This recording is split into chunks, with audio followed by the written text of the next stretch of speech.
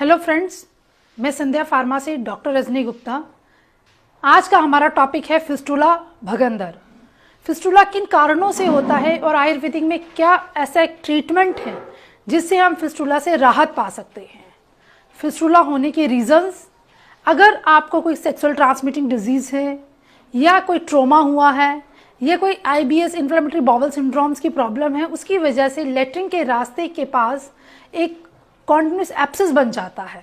उस एब्सेस में से पस की ड्रेनेज होने लगती है और वो धीरे ही धीरे एक अंदर रास्ता बना लेता है एनल कैनाल की तरफ और एक पूरा पाथ बन जाता है जिसको हम फिस्टुला कहते हैं। फिस्टुला में अगर आप देखेंगे, फिस्टुला में एक पूरा पैसेज बनता है। ये अगर आपको लेट्रिन के रास्ते के बिल्कुल बाहर इस तरफ से कोई एब्सेस बना हुआ है तो ये एब्सेस धीरे धीरे अंदर साइनस के रूप में फॉर्म होते हुए अंदर एक रास्ता बना लेता है। इसमें जो ट्रीटमेंट दिया जाता है, इसमें बेस्ट ट्रीटमेंट रहता है वो क्षार सूत्र का ट्रीटमेंट रहता है। इसमें एक मेडिकेटेड थ्रेड होता है जिसमें 7 बार अपमार्ग क्षार या स्मुही क्षार की भावना देके उस थ्रेड को बनाया जाता है। फिस्टुला के ट्रीटमेंट में इस थ्रेड को हम बाहर से अंदर की तरफ, जहां पे फिस्टुला का ट्रैक बना हुआ है, वहां पे इसको प्रोब की सहायता से डाल दिया जाता है और बाद में नॉट बांध दी जाती है।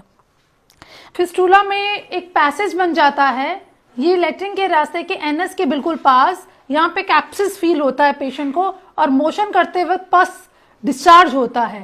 पेन भी रहेगा इसमें और पेशेंट को कई बार ऐसा फील होता है कि वहाँ से रेगुलर जो है पस का डिस्चार्ज हो रहा है। एग्जामिन करने पे we are using a probe, हम प्रोब यूज करते हैं जिसमें हम फिस्टुला के बाहर के पैसेज पे एक प्रोब को अंदर इंसर्ट करते हैं जिससे ये पता चलता है कि हमारा रास्ता कहाँ जाके खुल रहा है। बाहर वो एब्सेस होगा और अंदर उसका पाथ जो है वो एनल कैनाल में पॉटी के रास्ते के अंदर जाके वो ओपन होता है। इसमें जो बेस्ट ट्रीटमेंट काम करता है वो क्षार सूत्र का ट्रीटमेंट काम करता है। अगर हम क्षार सूत्र का ट्रीटमेंट लेते हैं तो क्षार सूत्र ट्रीटमेंट में यहाँ पे मेडिकेटेड थ्रेड को टाई किया जाता है, यहाँ से इंसर्ट करते हुए बाहर इसको टाई कर दिया जाता है, जिसको 7 या 10 डेज के बाद रिपीटेडली इसको हम रिप्लेस किया जाता है, जिससे जितनी भी ड्रेनेज होती है पस की वो बाहर की तरफ निकल जाती है। इन्फेक्शन जो है वो सबसाइड हो जाता है, इन्फेक्शन खत्म हो जाता है। तो फिस्टुला का क्षार सूत्र की विधि से फिस्टुला का ट्रीटमेंट जो सबसे बेस्ट ट्रीटमेंट माना गया है। इवन WHO के अकॉर्डिंग भी क्षार सूत्र is the best treatment for fistula. अगर आपको किसी को भी फिस्टुला की प्रॉब्लम हो रही है, लेट्रिन के रास्ते से पस की ड्रेनेज होती है, डिस्कम्फर्ट होता है, मोशन करने के बाद पेन रहता है, या आपको कभी भी आप चेयर पे बैठते हो तो उसमें आपको बैठने के बाद कुछ डिस्कम्फर्ट फील होता है, वहां से पस का डिस्चार्ज हो रहा है, तो आप हमारे किसी भी सेंटर पे जाके वहाँ के डॉक्टर से कंसल्ट कर सकते हैं और अपना ट्रीटमेंट ले सकते हैं।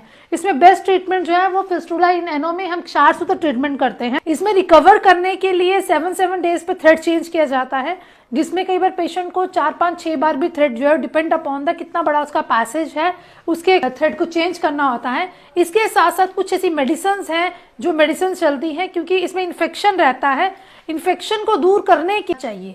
सिज बात करने का क्या तरीका है, इसमें एक टब लेके उसमें गर्म पानी डाल के सिज बात पाउडर 1 चम्मच डालना है। इस पाउडर को 1 चम्मच डाल के उसमें बैठ जाना है। टब में 10 से 15 मिनट तक पेशेंट को बैठना चाहिए, जिससे जितना भी इन्फेक्शन है वो ड्रेन हो जाएगा और वो एरिया सॉफ्ट हो जाएगा, पेन जो है वो पेशेंट का सबसाइड हो जाएगा। वैसे आप गर्म पानी से भी सेकाई कर सकते हैं, पर गर्म पानी की सेकाई से इतना अच्छा रिजल्ट नहीं आता है। सिज बात पाउडर में सफटिक, त्रिफला, नीम पत्ती पाउडर जो इन्फेक्शन को दूर करेगा, धातकी फ्लावर्स पड़े हुए हैं, मंजिष्ठा पड़ा हुआ है, पंचवल्कल क्वाथ पड़ा है, जो ये सारे ही इंग्रेडिएंट्स जो हैं इन्फेक्शन को दूर करेंगे और वहाँ पे पस की जो फॉर्मेशंस हो रही है उसको कम करेंगे और पेशेंट को पेन में भी इससे रिलीफ हो जाएगा। इसके साथ साथ सिजबात के साथ साथ फिस्टुला केयर की टैबलेट्स आती है। फिस्टुला केयर की टैबलेट्स आती हैं, जिस टैबलेट को 2-2 टैबलेट को सुबह शाम मॉर्निंग इवनिंग लेना है। इसको हमें पानी के साथ लेना है। इसके साथ साथ अगर किसी को भी भगंदर है उसको अपने खाने पीने के चीज़ों में बहुत विशेष ध्यान रखना चाहिए। तली हुई चीज़ें या स्पाइसी लाल मिर्च मसाला बिल्कुल नहीं लेना चाहिए और उसको हमेशा लस्सी का इस्तेमाल, छाछ का इस्तेमाल लगातार करना चाहिए। छाछ में वो लवण भास्कर चूर्ण का इस्तेमाल कर सकता है या बिल्वादी चूर्ण का, या छाछ में थोड़ा सा हींग डाल के उसको लगातार ले सकता है। इससे खाने की पचाने की शक्ति बढ़ जाएगी, जो इंटेस्टाइन्स में इन्फ्लामेशन है वो दूर होगी और खाना उसका प्रॉपर डाइजेस्ट होना शुरू हो जाएगा। भगंदर के पेशेंट को दूध से बनी हुई चीज़ों को अवॉइड करना चाहिए ताकि उसको कफ ना बने। कफ बनेगा तो पस की फॉर्मेशन जो है वो ज़्यादा बनेगी। भगंदर के पेशेंट को क्षार सूत्र विधि से ट्रीटमेंट लेना चाहिए। उसके बाद अपने खाने पीने में विशेष ध्यान रखना चाहिए। जो डाइट चार्ट हमारे सेंटर से प्रोवाइड किया जाता है उस डाइट चार्ट को फॉलो करना चाहिए। और जो मैंने आपको दवाइयाँ बताई हैं, ये 3 तरह की दवाइयाँ लगातार 3 महीने तक लेने से पेशेंट को बहुत ही आराम मिल जाता है और दोबारा से फिस्टुला होने के चांसेस बहुत ही कम हो जाते हैं।